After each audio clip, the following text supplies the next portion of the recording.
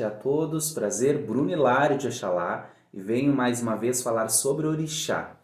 Desta vez eu vou falar sobre ocupação no batuque, né? Mas antes de eu falar sobre esse assunto, sobre a minha visão sobre esse assunto, eu gostaria de pedir para vocês que assistem esse canal, que ainda não são inscritos ou inscritas, que se inscrevam, né? Além de se inscrever, ative o sininho de notificação, né? Assim, toda vez que eu postar algum vídeo, vai aparecer aí na tua timeline, na tela do teu celular ou do teu computador, né? Enfim, notificação sobre sobre que eu botei vídeo aqui novo no canal, tá? Mas para que tenha engajamento, para que outras pessoas, para que o YouTube entenda que tu tá gostando desses vídeos, tu tem que comentar. Então bota nem que seja uma carinha, um coraçãozinho, algo ali que comprovando que tu olhou o vídeo, tá?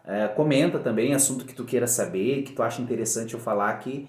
Convido vocês a participarem, né, interagirem ao nosso vídeo, tá? Fazendo perguntas, aquilo que vocês quiserem, tá? Então vamos lá, sem mais delonga, né? Ocupação dentro do batuque. Mas primeiro, para que tu entenda o que é ocupação, né? Vou te explicar. Ocupação é quando existe manifestação do orixá, né, no seu filho ou filha, né? A ocupação representa então a manifestação desta força sagrada chamada orixá no seu filho de santo, né? Independente se ele é filho de cada região, se ele é pai de santo, enfim, indiferente. Filho de orixá, né? Filho de orixá. Só que, para nós aqui do Batuque, o filho, né, não sabe que se ocupa, ele não entende, não sabe que existe essa manifestação, né? Então, né, o orixá ele possui 3 momentos dentro do batuque, né? O orixá, ele é orixá tanto aqui no batuque quanto lá no candomblé, né? Ou outras religiões que abrangem esta cultura africana, né? Mas para que tu entenda, o orixá então, ele se divide em 3 momentos, né? Orixá inteiro, orixá harmonizado, vamos botar desta forma, e orixá xere, né? Por que tem essas 3 nomenclaturas? Orixá inteiro é quando o orixá se manifesta. Quando ele está manifestado no filho, né, quando ele chega no filho propriamente, ele se manifesta ali, naquele momento é dada a chegada naquele orixá. Né? O que é essa chegada? Né? A gente desdobra essa energia para que ela não fique tão intensa naquele médium, naquele filho. Por quê? Porque como é uma energia altamente sagrada, né, e forte, né, o orixá ele tem que ser equilibrado para que não haja certos distúrbios no médium, né? Distúrbios, desequilíbrio. Então a gente equilibra da chegada ou quebra, né, supostamente essa energia, ou melhor, da chegada ou desdobra essa energia para que o orixá consiga se acomodar melhor naquele corpo manifestado. Neste momento, o orixá então ele fica ali equilibrado, né? Mas eu tenho um assunto, né, dentro deste assunto que é o som do orixá, né, o ilá do orixá. Isso não impede, né, que o orixá ele tenha o seu ilá. Muitas pessoas confundem que por orixá não ter fala, que é o que vou falar depois sobre a fala do orixá, né, por ele não ter fala não quer dizer que o orixá não gesticule som. Né? O som do orixá se chama ilá, né? O som do orixá. Por exemplo, vamos usar um exemplo de uma criança pequena. Quando ela nasce, ela não nasce muda, ela só não sabe falar, né? E o orixá para nós no batuque ele nasce, né? Ele nasce, não é que nem no candomblé, por exemplo, ele é trazido de fora para dentro. Do batuque ele é de dentro para fora, né? Então ele nasce. Quando ele nasce, ele tem sim som, ele gesticula som. Isso chamamos de ilá, né? Por exemplo, os santos de frente gritam, né? Dão o seu ilá, o seu grito, o seu brado, e o orixá de praia, orixá de fundo, que a gente chama, ele gesticula um som parecido com um choro ou algo suscetível a isso, um gemido, um som, né? Que, como eu falei, que não impede do orixá ter este som, ter esse lá, que muitas casas confundem hoje em dia, por exemplo, né? Eu não tenho muito tempo de religião, mas eu conheço o orixá desde os meus 13 anos de idade, né? Antigamente, eu tô com 30, faz 17, né? Então, antigamente, o orixá ele já chegava, já manifestava o seu ilá. Hoje em dia, acho que acredito eu, pelas pessoas confundirem por orixá não poder falar, o orixá não possui som, né? Não chega mudo e sai calado, literalmente, chega mudinho, quietinho no canto dele, né? Mas não, o orixá ele possui lá sim, possui som sim, só não possui fala. E isso é dado com o tempo de chegada para o orixá, né? Tá, Bruno, mas então por que o orixá não fala? Justamente, na minha concepção como religioso, o orixá ele não possui fala por dois motivos. Primeiro, porque, né, de uma forma básica explicando, o orixá ele não possui som porque ele nasce, é que nem uma criança. Ele tem que aprender a falar, aprender a tomar aquela posição naquele filho para poder falar, entender o que significa este mundo para ele. Porque como o orixá é uma divindade e vive no Orum, né, no céu dos orixás, ele não compreende o que acontece entre o mundo do homem, o mundo da carne, porque ele é força sagrada, ele é essência espiritual, né? Então, quando ele vem para cá, ele aprende a entender o significado do som propriamente fala, para que seja transmitido de repente, no momento certo, aquilo que aquele filho precisa, que vai tomar um assagel. O que é assagel? Estou abrangendo assuntos, tá, gente? Assagel, para que vocês entendam, é uma força, um axé que o orixá traz, né, na vida de alguém. Por exemplo, para que tu entenda, não que seja a mesma coisa, mas para que tu entenda, é como se fosse um passe, só que se chama assagel porque é a força do orixá, é o axé daquele orixá que ele está te trazendo, te dando, tá? Então, com o passar do tempo, isso depende de casa para casa, mas vamos botar no mínimo 7 anos de chegada daquele orixá, que ele pede para o seu sacerdote, para o Babalorixá que fez ele, ou Ialorixá, pede para ele, ou o próprio Babalorixá, Ialorixá, por ver a veracidade daquele orixá, resolve então dar a fala para aquele orixá, que é um outro ritual que também é propriamente ritual do batuque, que não é comentado, não é falado o que vai naquele axé de fala. Por ser um ato sagrado, fica dentro dos preceitos, é como se fosse uma sacralização, fica dentro dos preceitos, não envolve ao público saber o que acontece naquele momento, tá? Então, como eu estava falando, o orixá ele já vem sem essa fala, por esse motivo, né, por ele nascer, e segundo, eu tomei isso como concepção ao observar os orixás ao tempo de ano que eu conheço ele, que quando o orixá nasce, ele já nasce sem a fala justamente para que o filho entenda, para que os filhos entendam que quando o orixá nasce sem fala, que não deve ser comentado sobre aquilo. A força do sagrado, ela permanece no silêncio, tem que permanecer imaculada, né, dentro da tua fé pessoal. Então o orixá, ele já vem com um exemplo, não falando para que tu entenda, que a fala, que tu comentar sobre aquele assunto diz respeito à força sagrada espiritual, não ao homem, à carne, né? Então não se comenta sobre a ocupação dos orixás, né? Falando sobre esse assunto, por que então? O orixá se divide em 3 ocasiões, né? O orixá inteiro, o orixá harmonizado, o orixá cheire, né? Aí vem uma pergunta, tá, Bruno, porque é uma pergunta muito recorrente aqui no batuque, né? Aqui no pessoal do meio macumbeiro, meio batuqueirístico da religião, né?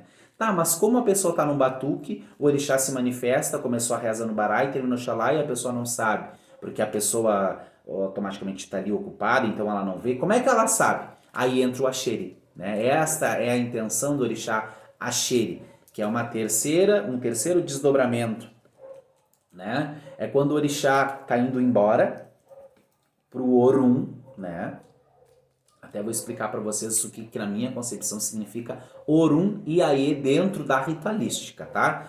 Orum, né? Para mim, dentro da minha concepção, como o orixá é uma força que habita dentro de ti e é o céu, é o templo dos orixás, é a morada dos orixás. Quando o orixá está dentro do filho, ele está indo para o Orum, entrando novamente para aquela concepção daquele filho, né? Voltando para dentro daquela subconsciência daquele filho. E quando ele está no Aie, no lado externo, ele está na terra, exposto à terra. Aie é a terra, significa isso. E Orum é o céu. Então, quando ele volta para o seu céu, ele volta para o Orum, ele adentra dentro da sua origem para a subconsciência daquele filho, tá? Espero que eu tenha explicado de uma forma didática esse assunto, tá?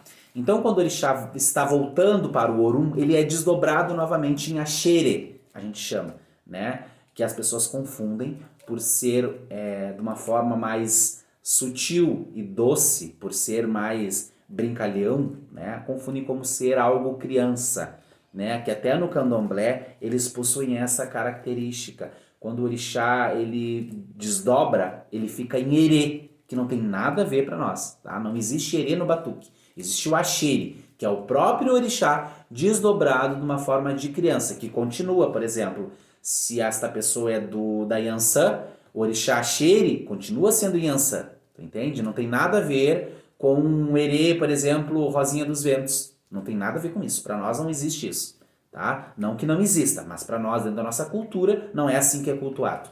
Então ele não é criança. Ele é justamente aquela força desdobrada mais uma vez para que o médium, para que o filho, né, tome aquela consciência do batuque, do ritual acontecido, tá? Como exemplo, o orixá Axere, ele tem como responsabilidade mostrar tudo o que aconteceu no batuque, desdobrar a consciência do filho para o batuque. Por exemplo, se a Yansan chegou na reza de Yansan, né? Então, quando ele está em Axere, é como se ele botasse na cabeça do filho que ele estava presente desde a reza da Yansan até o Oxalá presente. Entende? Como se ele estivesse ali dançando, como se estivesse ali brincando, como se estivesse ali comendo, porque no batuque tem comidas, oferendas que são oferendadas para nós. A gente come aquela comida porque é uma confraternização, é uma festa, né? O batuque propriamente, um ritual, uma festa, batuque, como tem uma roça de candomblé, tem o ritual, a dança batuque, a tradição da dança do batuque, é uma festa. E aí então a pessoa, o axé, tem essa responsabilidade de mostrar como se tivesse ali o filho em todo momento, né? E aí o orixá, ele tem a linguagem atemporal. Ele não vive no tempo do homem, ele é atemporal. Por isso que nós, quando um orixá se manifesta, a gente tira daquela pessoa o relógio, tira coisas que lembrem o tempo, lembrem a hora, né? Celular, coisa assim que a pessoa tenha porventura naquele momento, é tirado tudo daquela pessoa para mostrar que o orixá ele é atemporal, não existe aquele tempo ali, é algo sagrado, está ligado ao tempo da tua fé, não ao tempo mundano, né? Desculpa, gente, que eu tô com uma atacada da renite, então toda hora eu me coço o nariz. Tá, gente? Então é mais ou menos isso para que vocês entendam, tá? O orixá Axé, então, ele fala tudo ao contrário, é como se ele voltasse no tempo do homem, né? Então ele fala, por exemplo, o que é sim é não, né? O que é bom é ruim, o que é, por exemplo, o que tá mal cheiroso é que é bem cheiroso. Ele fala tudo ao contrário, né? Por exemplo, quando ele vai botar um calçado nos pés, né? Ele bota aquele calçado virado. É tudo para voltar ao tempo, entende?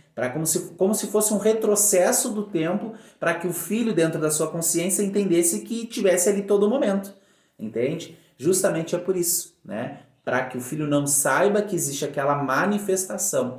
Tá, Bruno, mas e o porquê que o filho não pode saber? Por alguns motivos. Primeiro, o filho não sabe porque a força do orixá é sagrada e forte, essa essência é forte demais, né? Se o orixá vai inteiro, ele pode levar o filho junto, né? Como aconteceram relatos aqui no Rio Grande do Sul e propriamente aqui em Bagé. O orixá foi embora e levou o seu filho quando foi embora. O orixá chegou, dançou, né? Um caso que aconteceu aqui em Bagé. O orixá chegou, dançou, o orixá Ogum. Ele chegou, dançou. Quando foi a trocar para Yansan, né? O orixá chegou, né? Manifestou, todo o Ogum dançou. Quando o orixá foi embora, na reza de Yansan, ele se despediu, né? Disse que o filho já não estava mais ali. Se despediu, deu o seu ilá e o filho cai duro no chão, né? Então o orixá ficou inteiro e levou o seu filho embora para o lugar dele, né? Acontece, são casos, e essa história que eu estou contando, eu conheci pessoas que viram esta cena, né? Que viram esse acontecimento, e as pessoas dizem que a pessoa já tinha ido, que era só o orixá ali, que estava ali inteiro, né? Acontece.